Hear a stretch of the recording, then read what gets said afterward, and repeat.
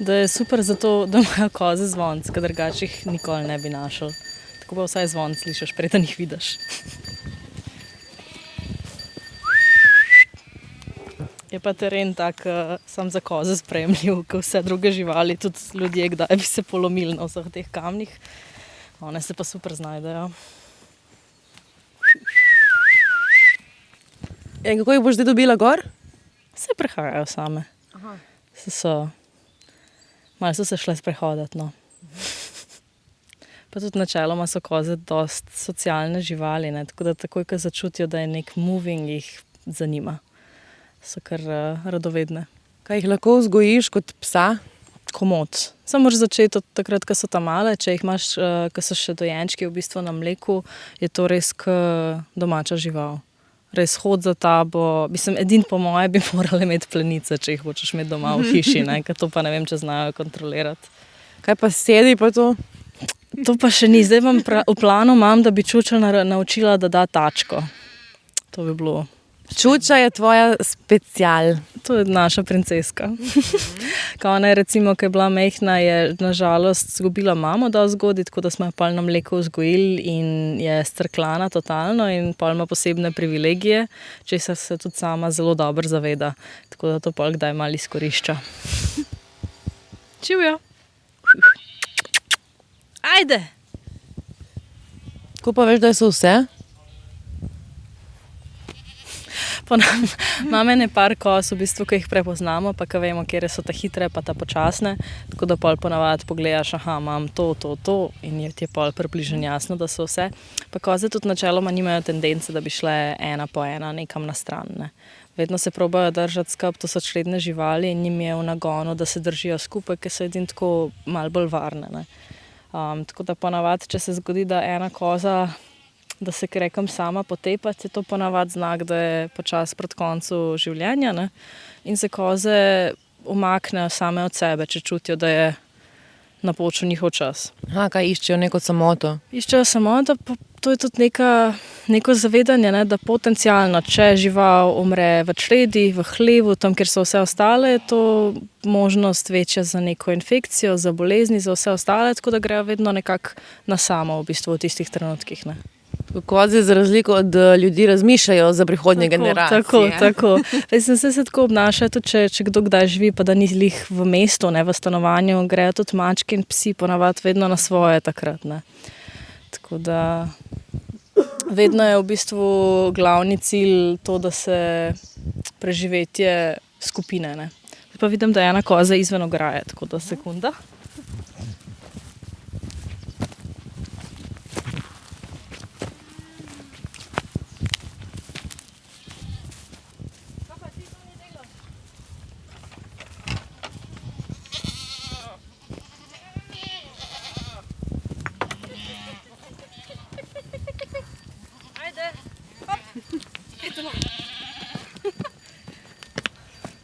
Koze so res taki hudini, ne? Da če imajo možnost pobega, ga bojo izkoristile na polno.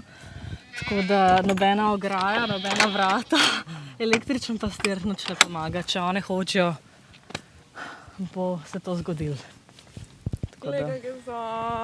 Ja, vejo, da se gre ponavadi na pašo, tako da vejo. Že čakajo. Že čakajo, ne. Je naš peva posnet rožnato, Ja. da jih peljamo pol.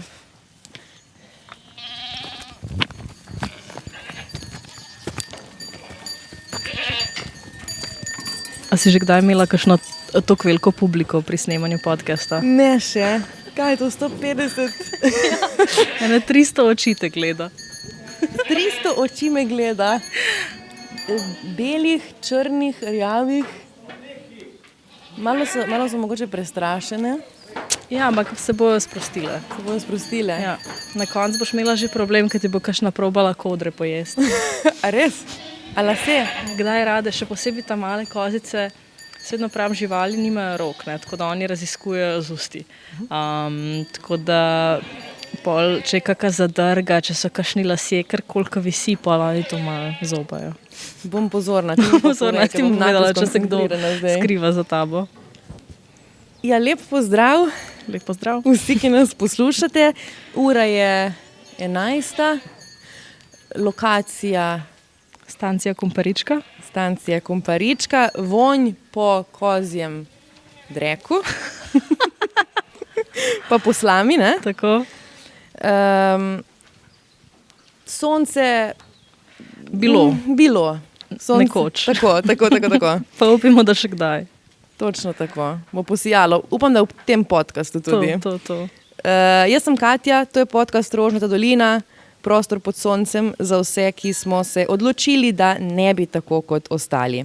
To je 4. sezona, zato si kar poiščite kakšno staro epizodo, če vas zanima, v arhivu tudi zgodba o spolni delavki, o odvisniku od heroina, o Alenu, ki ima Downov sindrom in še marsikaj. Če boste to ali katerokoli od drugih epizod delili in poslali komu, bom zelo hvaležna, tudi če se boste na podcast naročili. Katja GS sem na Instagramu, tam dostopna za vsa morebitna podvprašanja in ideje. Toliko, zdaj pa nazaj v tukaj in zdaj. Tako. V hlev, Tita. Hlev. To je v bistvu kozja dnevna soba. Naše koze imajo sicer na voljo nekaj hektarjev za sprehod in še več za pašo, ampak take deževne dneve pa vse naraje preživljajo tukaj, ker koze so v bistvu dosti podobne ljudem in so rade, takrat, ko je mokro, so vse rade na suhem, ne? Kar čist razumem. Kot mi. Tako. Tita, 28-letna diplomirana filozofinja iz Ljubljane, ki je postala ištrijanska kmetica. Tako. Najhitreje povedan, ja. Če ne spregovorimo o filozofiji in če ne omenjamo koz, kdo je Tita? Joj. To bi mi pa lahko prej povedala, da bi se kaj pripravila. Na to se po mojem ne moreš pripraviti. Ne, to težko. Moram reči, da težko povem, zaradi tega, ker zdaj tukaj živim že toliko dolg časa, da me ta prostor toliko močno karakterizira.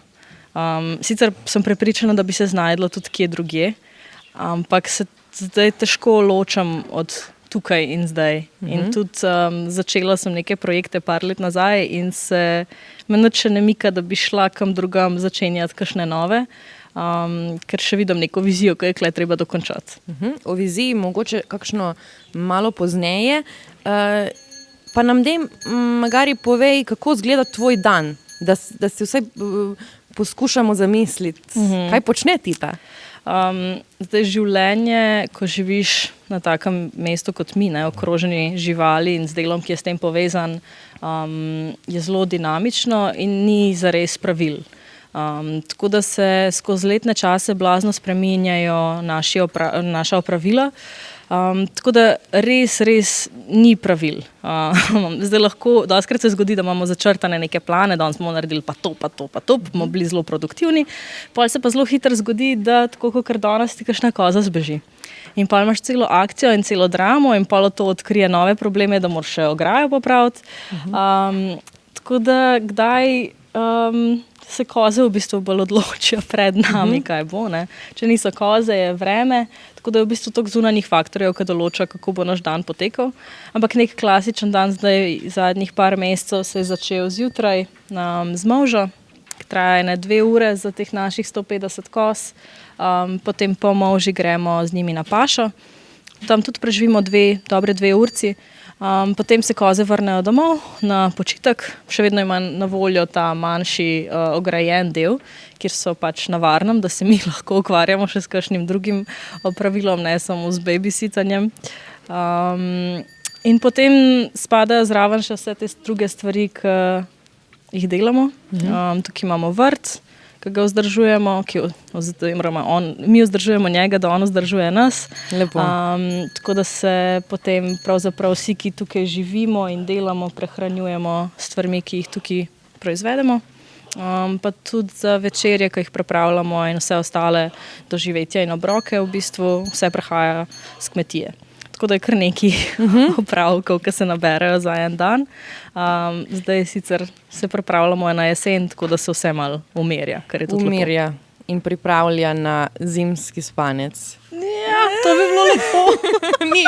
Ni spanca na kmetiji. Ni čist, ne. Jaz, kot sem razumela, ko sem prebirala zgodbe o Komparički, je tvoj oče v bistvu koze najprej nabavil, da bi mu rastje pojedle. Ja. Mogoče, deva še kakšen korak nazaj. Torej, tvoj oče je bil nepremičninski agent. Moj oče je vedno bil, podjetnik. Okay. Jaz se spomnim, da ko sem bila majhna, nikoli nisem znala povedati, s čim se tvoj oče ukvarja. Kakšni so bili take sorte policaji, kakšni so bili ne vem kaj. Ne? Moj oče je bil pa tak, da nisem vedela čist zares, kako bi z eno besedo opisala, tako da je vedno imel različne projekte. In Komparička je samo zdaj njegov mogoče zadnji in najdaljši. No? Bil je pa res predtem nepremičninski agent in je tako slučajno naletel na to parcelo. To je bila takrat stara, zapuščena stancija oziroma nekih 60 hektarjev z 2 hišama, še dokaj v redu ohranjenima, ampak vsem zaraščen vse, zapuščen nekaj let. In takrat so prišle koze. Prvo seveda to vse strojno, z malčarjem lepo pokosil, je bilo super lepo, kot golf igrišče, mi veseli šli nazaj v Ljubljano, potem pa prideš 2 meseca pozneje in opaziš, da je 3-krat slabš.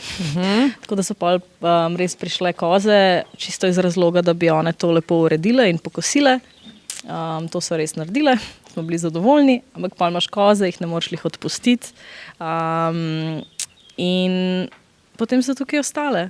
Pa smo nekako po nesredi začeli delati sir. Kar tako. Ja, v bistvu je bilo to stranski produkt. No.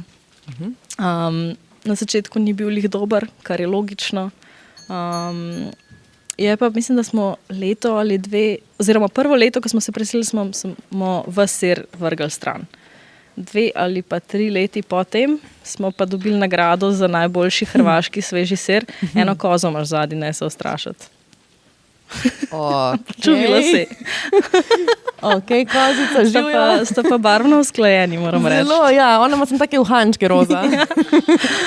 Prijateljci sva. Ja. Vse je v redu. Vse je v redu. Dobro. Ja, v glavnem par let potem smo dobili to nagrado, ker jaz vedno rečem, da ne vem, če pove več o našem siru ali pa hrvaškem siru nasplošno. Aha, si tako kritična, hočeš reči, da vaš sir ni tako dober kot... Takrat zihar še ni bil tako dober, se mi zdi, da je zdaj definitivno boljši, ne? Ker kot pri vsaki stvari ne moreš takoj biti strokovnjak. Tako da jaz tudi na začetku sem jedla sicer naše sire, ampak so mi zdaj definitivno ljubši, kot so bili takrat. Ena stvar je, da sem se navadila, ker sir je tako velika stvar navade in okusa, na katerega si navajen, druga stvar je pa, da je tudi objektivno po moje boljši.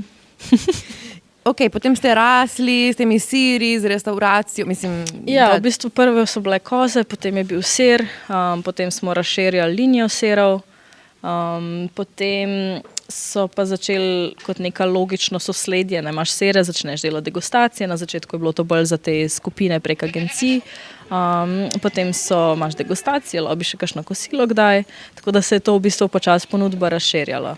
Dobro, kaj pa tvoja mama kot psihiatrinja in vi kot v bistvu kaj še 10-letni mulci nekako? Ja, jaz sem bila 11-12 stara.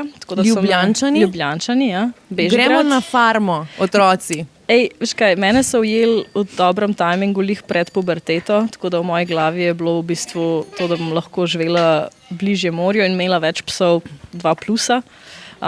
Moji mami je bilo malo težji, po moje je bilo njej najtežje od vseh, zaradi tega, ker je tudi kot psihiatrinja prednji lahko začela delati v bolnici, v bistvu je kar nekaj časa trajalo, predtem so se takrat vsi papirji uskladili, takrat še ni bilo EU, tako da je bilo v bistvu njej definitivno najtežji. Midva sva bila še oba tako mlada, da je bilo to za naju veliko manj traumatično izkušnja, no. Ampak potem ste začeli v bistvu vsi nekako sodelovati pri teh opravilih, ne vem, kidati gnoj, peljati koze. Mislim, naravno sosledje dogodkov, se ne moreš biti čist ignorantski, če sistem obkroži. Mislim, lahko si, no, ampak naj vse niso čist tako vzgajali, no. Jaz sem sicer že vedno, Bor je bil mogoče od vedno bolj... Brat Bor. Ja, brat. On je 6 let mlajši, on je bil v bistvu vedno malo bolj fokusiran mogoče na živali, ker je od mladih nog jahal blazno veliko. Jaz sem bila pa mogoče vedno bolj vsem kar se tiče sera, kar se tiče, vem, da sem eno poletje bila celo v sirarni, to je bilo še takrat, ko je bila še šola.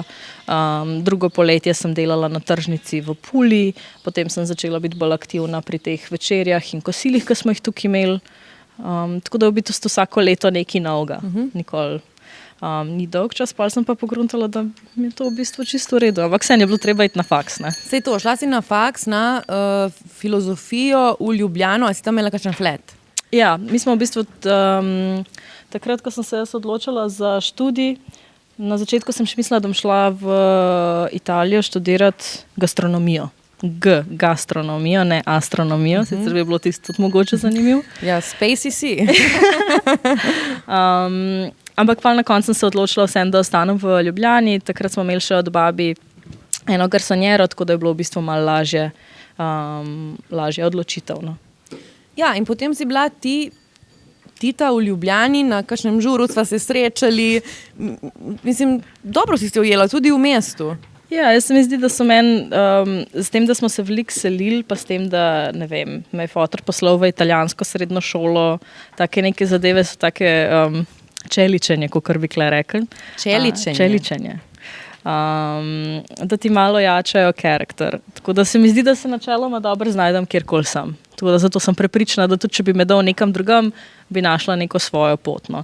Tako da tudi v Ljubljani, pa takrat še nisem bila tako fokusirana. Takrat, ko sem živela v Ljubljani, sem še mislila, da mene čakajo še leta študija in potovanja in tega, da bom še videla svet in potem, ko bom na stara leta jaz prišla nazaj sem, ne? Da. Me bo tukaj nekaj čakal. Ampak z druge strani je pa meni moj oče vedno, nikoli mi ni dajal feelinga, da je to nekaj, kar meni pripada, samo zaradi tega, ker sem njegova hčerka. Ne? On je meni vedno tak mal feeling dajal, da on bo to prodal. Ne? Če se medva ne bova zagrebla za to, nikoli ni bilo. Mami mi je vedno govorila, ne, da če gre kaj narobe, da lahko prideš nazaj, oče pa nikoli ni dajal tega feelinga zares. Aha, tudi v bistvu, ampak tudi na drugi strani ne presinga, da boš to prevzela, le kaj smo zdaj zgradili. Ni bil pressing, ampak je bilo pa pač postavljen pred dejstva, ne, da zdaj, če ne bo noben od naju se zagrebil za to, zakaj bi moral on to delati forever, ne? Torej te je tudi malo prestrašil, ker ti nisi pa hotela tega zgubiti. Ja, mislim se ne, da sem kadarkoli imela strah, ampak mi je sam mogoče dal do znanja neke vrednosti, ki jo lahko imam in jaz za ta prostor in ta prostor ima za mene. Tako da ni, da sem se zdaj bala, ampak sem pa pač razumela, da se splača potruditi. A si potem, ne vem, od prvega letnika razmišljala, čim prej zaključim, pa grem nazaj, v bistvu bom potem kmetisa? Ni bilo čistko, v bistvu, dokler sem še študirala še zadnje leto faksa, ker sem ga zaključvala takrat, ko se je enkrat pandemija začenjala. Takrat sem jaz mislila, grem domov, pandemija je, tam bom jaz začasno, še pridem nazaj. Ne? In potem sem bila po moje kakšno leto, pravzaprav takrat, ko je bila najhujša epidemija, sem bila jaz doma. Sem malo se navadila mogoče na to življenje, ampak še takrat sem mislila, grem jaz še vedno nazaj v Ljubljano in sem šla nazaj v Ljubljano, pa tudi zato, ker sem hotela, takrat še nisem vedela, kdo sem, se mi zdi. Tudi mlada sem, mislim si, ne, mlajša. Mlajša sem bila še in sem se vedno bala, da v bistvu to ni nekaj, kar je meni zares všeč, ali pa to ni nekaj, v čemer sem jaz zares dobra, ampak je samo to edino, kar poznam. In to mi je bilo malo tako neprijeten občutek in zato sem rekla, grem jaz zdaj še malo, da gozica vidi puta. Sem šla še malo do Ljubljane, pa sem delala tam nek pisarniško delo, pa delala sem v restauraciji in sem pa v bistvu pogruntala, da mi nič od tega ne sede. Kako je bila Tita v pisarni? Ni mi bilo. To zjutraj, da vstaneš, ko je tema in greš domov, ko je tema in ta nek office gossip, pa take neke... Ni mi bilo čist. Pa še delo za računalnikom, pa v bistvu tak korpo struktura, kjer v bistvu pogruntaš, da ti bi lahko ful več naredil v teh 8 urah, ampak zaradi tega, ker ti mora nekdo neko nalogo dati, v bistvu nič ne narediš in pa tam gledaš v zrak. Ne? Bi rekla, da si bila nesrečna v Ljubljani? Pa nisem bila nesrečna, sem drugačna, ampak definitivno se pa nisem čutila čist domače. No. Jaz sem imela vedno ta problem med temi dvemi domovi, ne? Ljubljana in Kumparička, Pula. In že proti koncu študija počasno začela čutiti, da mi Ljubljana ni čist. Ne vem, meni je Ljubljana ena taka velika vas. Ja, Ne. se je. Nima res nekega pridiha velike metropole. Vmes sem tudi študirala v Atenah, ne, ki so resno mesto. Na Erasmusu sem bila tam, pa še v Italiji, tako da pa malo vidiš, kako stvari funkcionirajo drugje. Tako da sem se Ljubljane hitro naveličala. Glede na to, da si imela ta dom tukaj z drugačnim vrednostnim sistemom, drugačno mentaliteto, drugačen svet pravzaprav, a bi rekla, da so te štekali tvoji prijatelji in prijateljice v Ljubljani? A si imela bando, a so razumeli zares, kdo je Tita? Vse so imela neke ljudi, zdaj iz obdobja faksa nimam prav veliko ljudi. V bistvu večina ljudi, s katerimi se zdaj družim, so prišli nekako po faksu. No. Pa tudi takrat sem jaz res imela feeling, da ljudje, ki me poznajo samo kot ljubljansko Tito, v bistvu ne vejo, kdo sem jaz zares. Ne. In obratno, nekdo, ki me pozna sam tukaj, ne, tudi mogoče ne ve, kdo sem jaz zares. Ne. Ampak tudi prej se mi zdi, da nekdo, ki me kles pozna zares boš tekel, kdo sem jaz. Nekdo, ki me pa sam skozi Ljubljano, pa ni to. Imaš še stik s folkom iz Ljubljane? Imam. Ampak zdaj se mi zdi tudi to, da ljudje, ki jih poznam iz Ljubljane, so vsi selijo ven iz Ljubljane. Tako da ne, ni da me kaj prav zelo vleče tja. Se ti zdi, da je trend, da vedno več mladih si želi iti na vas, na kmete, z živalmi biti? Ja, definitivno. Mislim, to, kar opažam pri svojem nekem krogu. Takrat, ko sem bila mlajša, je bilo še vedno tako, kaj ti tam delaš tam s kozami, ne? Zdaj pa je čisto obratno, zdaj pa se mi zdi, da mi vedno več ljudi zavida. Pa zato opažam, da se moji znanci, prijatelji dost selijo ven iz Ljubljane, no? Ker se mi zdi, da je življenje v takem mestu ratalo čist unsustainable. Še posebej, če si mlad človek brez neke resne službe, da bi imel ne vem kakšne prihodke, z najemninami, stroški življenja, pa se ne prideš skozi. Če si hočeš neko resno prihodnost ustvarjati. Ne? Zelo težko, po moje. Je pa res, da zdaj boš stara kmalu 30 in še vedno živiš z mamo, pa s fotrom, pa s bratom. Ja. Ampak to se sliši mogoče tako dramatično, ne? Ampak se mi zdi, da vsaka pride sem pošteka, da imamo neko drugo dinamiko. No? Zdaj v bistvu čakamo, da se starša preselita ven iz hiše. To je zdaj... A ona dva bi se rada preselila ven? Ja, mislim, Sej, mislim, tako se napadajo me koze z vseh strani. Vse povsod so. Ja. Ne vem, no. Jaz sem staršema vedno imela super odnos v bistvu. Mogoče lih takrat, ko sem bila deep in puberty, je bilo malo naporno, bolj za starše, kakor zame. Ampak odkar sem našla svojo vlogo ne samo v družini, ampak v družinskem biznisu, imamo nek drugačen odnos tudi, ki ni pol toliko starš-otrok. Ampak smo bolj partnerji postali v nekaterih zadevah. Ne? Tako da se imamo fajn v bistvu. Niso starši, ampak so biznis partnerji. Ja, mislim, se kdaj grozen, ko imamo zelo malo distance med delom pa družino. Ampak... Jaz sem čakaj, a vi živite vsi v enem, ne vem, v eni stavbi? Ja. Imamo še eno hiško v gozdu skrito, kamor se vsak od nas zmuzne stran, takrat, ko rab, no. Ta hiša je tako v bistvu dokaj irrelevanten pojem, ker toliko velik del našega življenja je zunaj. Ne. Jaz čez poletje jaz hodim v svojo sobo sam spat. Ne. Tako da prostor, da se omakneš, imaš ti. Ne. Vse naokoli sebe. Pa tudi vsi mi še vedno radi gremo kam na izlet, obiskat koga. Smo vsi nekako v tej naši skupnosti dokaj neodvisni, bi rekla. In se res tu vidiš v taki skupnosti živeti tudi naprej, ali imaš idejo, da bi si tukaj svojo družino ustvarila, ali imaš idejo, da bi tukaj neko drugo skupnost ustvarila, ali nimaš sploh ideje? Mislim, načeloma se meni zdi, da je življenje v skupnosti edino sustainable, edino logičen način življenja. Zdaj v bistvu imamo tukaj že kar resno skupnost. Ta naša družina je ratala kar razširjena, ker imamo čez celo poletje tukaj volonterje in to so mladi ljudje, ki prihajajo z vseh strani sveta.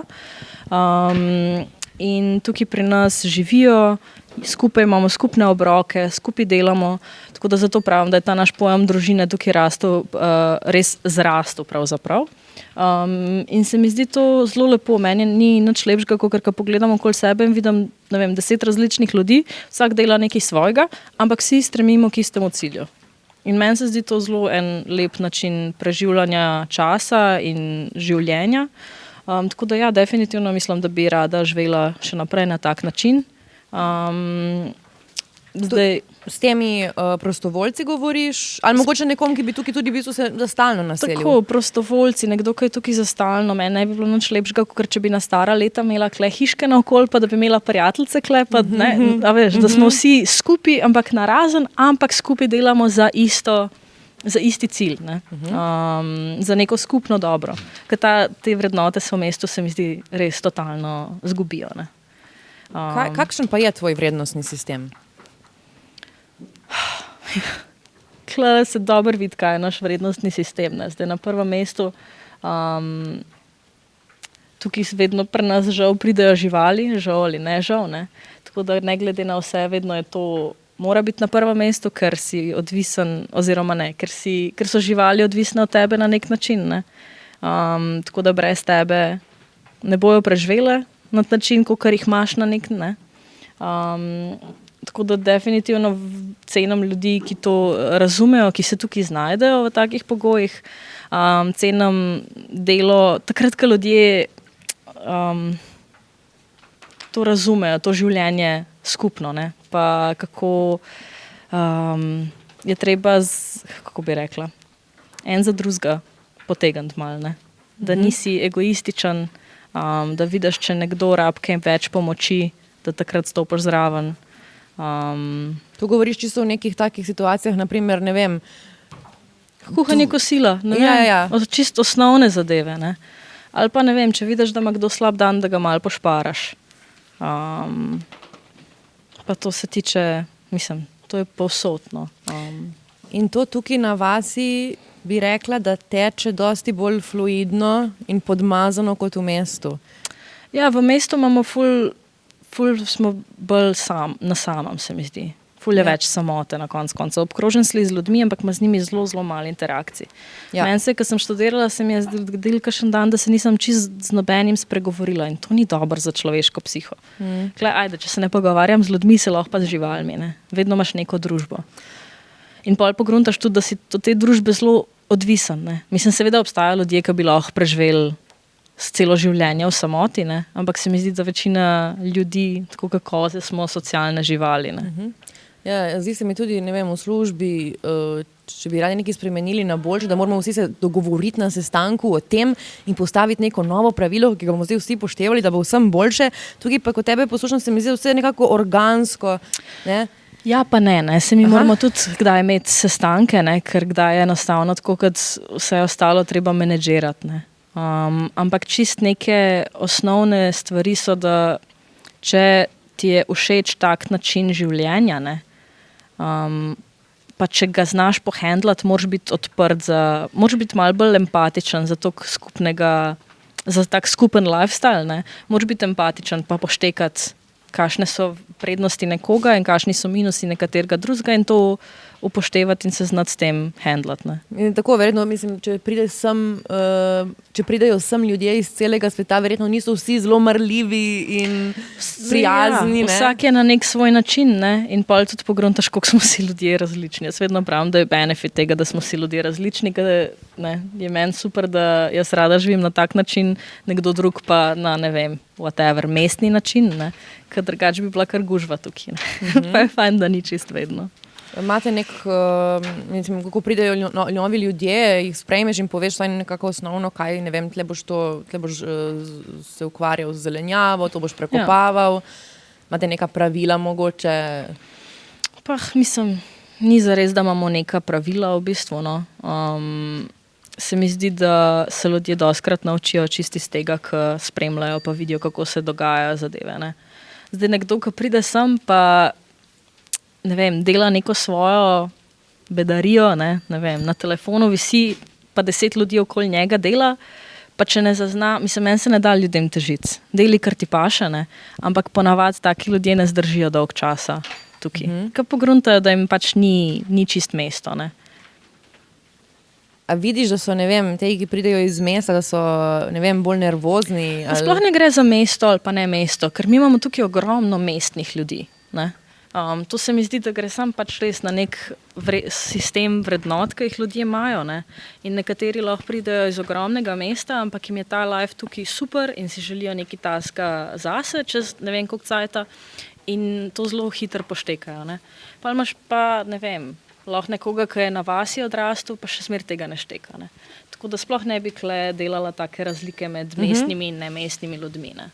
Če človek ali nisi. Točno to. Zelo simpel na koncu. Omenila si telefone. Spomniš, ko smo se videli v prevozi.org? Ja. Kaj je že to bilo? Lani, predlani, ne vem, kdaj je bilo. Ko se je nekdo drl na naju. Vem, da je bila neka weird scena, Ja. ampak hotela sem v bistvu poudariti to, da si mi pokazala aplikacijo, ki ti omeji dostop do aplikacij, če si preveč časa gor. A to še vedno imaš? Imam pa nimam. To kdaj po potrebi si inštaliram in ne inštaliram. Čisto odvisno. S temi telefoni imam itak jaz kdaj odnos, da bi najraje ga ne imela, ne? No, vsej to, a ga imaš, koliko si na njem, koliko imaš screen time, a scrollaš, preden greš spat, a ga nosiš zdaj tukaj s sabo? Žal je trenutno, če iščeš kumparičko, je moja telefonska številka tista, ki jo najdeš, ne. Tako da jaz, je to neka profesionalna deformacija, da žal moram biti več na telefonu, kakor sem, da je tudi sam zaradi tega, da spremljam vse to, kar se dogaja. Pol te pa to hitro potegne v nekaj drugega. Tisto, kar je fajn, je vsem, da imamo pač tako delo. Vse cool z mikrofonom. Nekaj sem stisnila, se mi zdi. Aha, ojoj, čakaj. Ne, vse v redu. Okay. V glavnem imamo tako delo tukaj, da se kar nekaj dogaja in kdaj enostavno tudi nimaš toliko časa. Druge strani je, kdaj sicer ta instant dopamine rush, ki ga dobiš, ki scrollaš. Ga imaš tudi ti, čeprav si med 200 kozami. Vsi ga imamo. Ti telefoni so narejeni tako, da nas zasužnjujejo v bistvu vse skupine. Tako da to je unfortunate reality za vse nas. Ja. Jaz bi kdaj res bila vesela, oziroma takrat, ko nimam signala, sem najbolj vesela. Ne. Dokler ga pa imaš, pa skozi veš, da je nekaj tam, pa nekaj rabiš, pa sploh ne rabiš, ampak ja. Ne. Ja, sem tudi zelo si aktivna na družabnih omrežjih, na Instagramu. Ne vem, spremljam te fotke. Vedno je tako, v bistvu to je zagon začetka leta, pa enkrat po avgustu. A pa Čuča? Se ne bo zataknila. Čuča je najljubša kozica. Ki je pa tudi zelo nagajiva. In zdaj se igrata z mojo najljubšo psičko, jazbečarko, tako da Lilu in Čuča sta zanimiv par. Ja, vedno na začetku pomladi, ko smo vsi v nekem novem papirju pojedla. V glavnem na začetku pomladi imamo ful veliko zagona in energije in idej in takrat sem najbolj aktivna. Pol enkrat avgusta se mi pa že mal dol visi za vse to, ne. Tako da takrat odpade aktivnost na socialnih omrežjih, kar se teh official Instagram profilov tiče. Kaj pa Tita, a spremljaš novice? Spremljam novice. Opala. Čuča! Nagajiva. Spremljam novice, mogoče ne vem, neke slovenske pa hrvaške sem mogoče bolj spremljala takrat, ko sem res živela v mestu, ne. Zdaj mogoče bolj spremljam neke globalne zadeve, kar je sicer zdaj tako težko spremljati, ne. To, kar se dogaja v svetu, mislim, da zdaj ni najboljša situacija in je kar sramotno to, kar se dogaja. Tako da se pa kdaj skoraj raj distanciraš od vsega tega v ta nek mikrokozmos, ki ga imamo tukaj, ne. A bi rekla, da ste eskapisti? Ne zares, se ni da bežimo pred čemerkoli v bistvu, ne. Meni sploh ni do tega, da bi jaz bežala od sveta, ampak sem sam našla nek svet, ki mi mogoče malo bolj ustreza, ne. In se mi zdi, da zdaj jaz za globalno situacijo ne moram jaz osebno prav veliko narediti mogoče, ne. Ampak lahko v pa tem nekem svojem mini ekosistemu, ki ga tukaj ustvarjamo, delam najbolj, kar lahko. Ne. In delaš svet boljši. Tako da s tem na nekem svojem majhnem okvirju, ki ga tukaj imamo, delamo, kolikor se da dobro. Ne.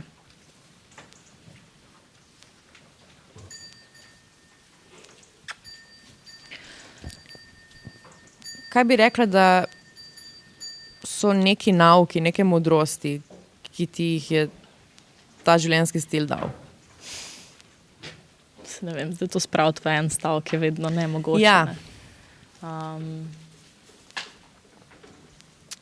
Ne vem, meni se zdi, da zato, ker se probavam naučiti v zadnjem času, je vseeno veseliti se tistih nekih malih stvari. To je še vedno struggle, vedno, tudi na nekem takem področju in se zelo hitro zmedeš in se fokusiraš na, ne vem, jaz vidim vse, kar je narobe kdaj s kumparičko in hodim okoli in gledam, kako je to grozno, kako je to grdo, to moram zrihtati, moram zrihtati.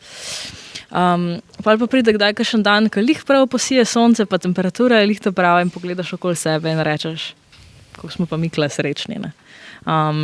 Tako da to je res ena stvar na koncev, ki bi se še zmer kdaj rada naučila. Ampak mi gre tudi vedno boljš, se mi zdi. Bolj, ko sem aktivna tukaj v tem prostoru, bolj sem hvaležna za to, da ga imam, se mi zdi. Tako se mi zdi, da z nekim svojim delom in ko pogledaš efekt svojega dela, jaz rada delam z rokami, jaz rada vidim, ne vem, kako se neka zadeva transformira z pol ure, 1 uro dela fizičnega. Ne? Ja. Je res in sproščujoče in zelo tak hiter te nagradi z rezultati. In to je lepo. Bi rekla, da zdaj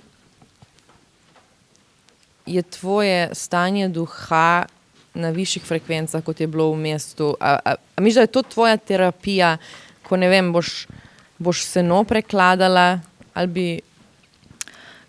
Ja, moja terapija je, ko se usedem na tla pa gledam race. To je trenutno moja največja terapija. Tako da imam neke hobije, ki me dovolj distraktajo, me dovolj zmedejo, v bistvu, da pa res ne rabim razmišljati o drugih stvareh. Trenutno so to definitivno račke, zaradi tega, ker so res simpatične. In pol, ko njih gledaš, vidiš, koliko je življenje lahko enostavno. Druga stvar sem pa začela zdaj rezbariti. In je ta zvok tega rezbarjanje lesa. In je ta zvok tega nožka, ki praska. Ustvarjaš figurice iz lesa? Ne, zaenkrat sem na žlicah, nisem lik za figurice. To si videla drvo in si bila tako, jaz bi neki. V bistvu smo imeli enega volonterja iz Srbije, ki se prav s tem ukvarja. On je prav, ne vem, kako se to reče po slovensk, stolar. Dela stole, ali kaj? Ne, stolar je prav ta woodworker, kako? Ja. Mizar. Ja, lesar, mizar. Stolar, mizar, to je isto. V glavnem. In je pol prinesel svojo opremo za rezbar z ročno. Lilu, ne. Kabel je skoraj pojedla. Poredno. Ja, v glavnem in je še z eno volonterko sta rekla, da bo sta šla rezbar žlice in mene to takrat ni zanimalo. Sem mislila, ok. Pa sem pa začela gledati in je v bistvu zelo zanimiv. Tako da zdaj imam cel svoj kit, imam svojo sekero, žago in lepo, ko grem na pašo, kakšen kos lesa, kaj dol visi, pa s tem hlodom hodim okoli. In je v bistvu zelo zanimiv, kako v parih urah iz nekega kosa lesa, ki bi lahko na ogenj vrgel, narediš nek nov izdelek. No. Pravim, da sem bolj za žlice, ker sem bolj za praktične stvari. Nisem taka umetnica, da bi zdaj neke figurice delala, pa to. Imam rada stvari, ki imajo neko funkcijo vsem. Ampak ja, to je zelo pomirjujoče. No. Tako da to me kar potegne. Te potegne in te pomirja. Ja. Čeprav je tukaj dosti razlogov za stres. Ja. Ja. Ne, to je vedno, vsi imajo neko iluzijo, da življenje, kakor je tako, da pač ni stresa, ne, ampak je. Na koncu je drugačen tip stresa, ampak pa mogoče ga je manj. Ne? Ampak vseeno. Mogoče manj nekih pričakovanj kot v mestu. Mogoče, mislim, definitivno si manj upleten v te neke socialna pričakovanja, ampak imaš pa, ne vem, pričakovanja sam do sebe, ne. Ne vem, no. Se mi zdi pa, da je definitivno bolj rewarding, nagrajujoče tako življenje, ne. Mogoče je kdaj na momente kar stresno in res je, ampak imaš pa zato tiste momente, ki so pa res tako, res se počutiš dobro. In te spremembe so zelo hitre. Tule imamo lahko, ne vem, par dni nazaj sem se pogovarjala z nekom, ki tukaj zdaj pri nas prihaja pomagati nam, in sem sam videla, koliko je stvari, ne? In sem rekla, da bi se najraje ulegla na tla v fetus pozicijo. Ne? Pa se pa 2 dni obrneta, pa vidim, kaj smo vse sposobni narediti v 2 dneh in si rečem, ne. Ja, ker vidiš rezultate takoj. Takoj vidiš rezultate. Tako da zato mene filozofija, kakor je bil mogoče zanimiv študij, pa mi je sicer dal neko širino, pa sposobnost prebrati debele knjige. To je čisto drugače. Je pa čisto druga stvar, ne. Tako da tam definitivno je ta reward oziroma ta nagrada, ne, ful dalj časa traja, da se zgodi. Ampak se zgodi. Tudi tam.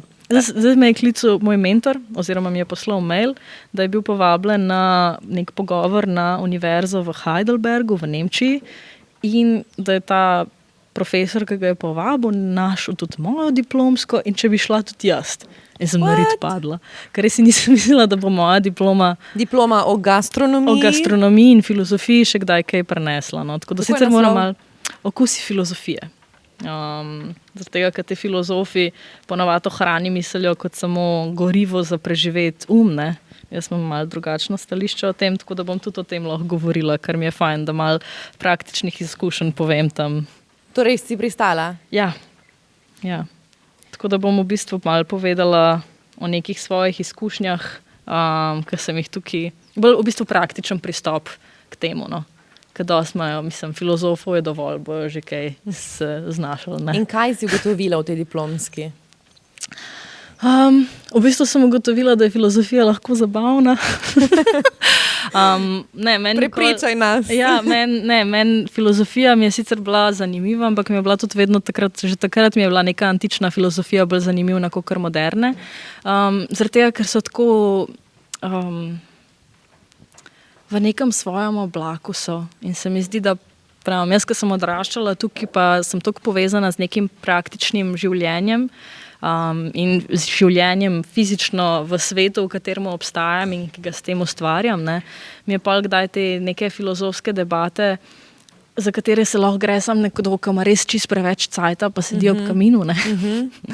Tako da mi tudi filozofiram, ampak sam pozim. Polet nimaš časa. Tako da ja, ampak v bistvu sem skozi pristop do filozofije čez gastronomijo eno drugmu približala, ker jaz imam tudi neko celo svojo filozofijo in hrane in psihologijo, ki jo razvijam zaradi tega, da vem, kako mizo postaviti, pa kje stole zbrati. Ne. Titin šu. Ja, tako da moraš...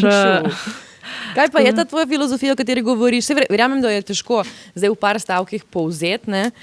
Ampak vseeno Ja, mislim, ne vem, meni se zdi, da je hrana toliko ključen del mojega življenja in življenja na splošno, ne. Zdaj seveda kot gorivo, ampak tudi toliko veliko se lahko ti naučiš o tem, kdo človek je, na kakšen način se prehranjuje. Ne, kakšen vrednostni sistem imaš v bistvu. Ne? Zdaj, a ješ sam nek junk food, ali si kdaj kaj skuhaš, a rad ješ sam, ali rad ješ z družbo, a rad ješ zunaj, ali greš rad v restauracije. Kako hitro ješ, ne?